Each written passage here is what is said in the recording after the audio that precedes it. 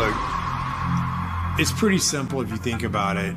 To control the population, you have to control the people messaging the population.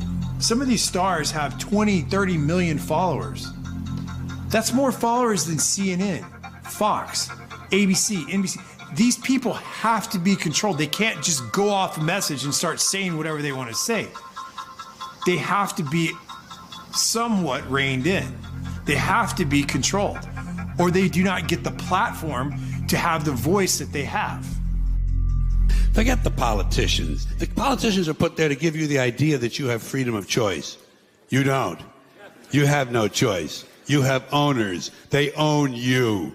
They own everything. They own all the important land. They own and control the corporations. They've long since bought and paid for the Senate, the Congress, the state houses, the city halls. They got the judges in their back pockets. And they own all the big media companies, so they control just about all of the news and information you get to hear. They got you by the balls. It's a big club, and you ain't in it. You and I are not in the big club. By the way, it's the same big club they used to beat you over the head with all day long when they tell you what to believe. All day long, beating you over the head in their media, telling you what to believe, what to think, and what to buy. The table is tilted, folks. The game is rigged. And nobody seems to notice. Nobody seems to care.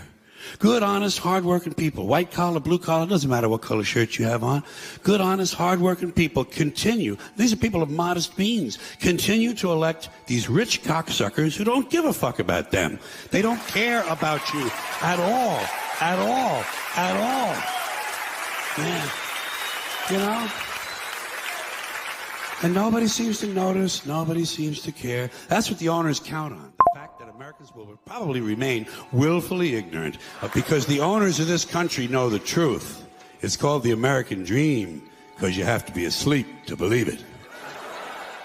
You stop for a second and you just look at the bigger picture and you check out for a minute and you kind of compare the ancient times to today.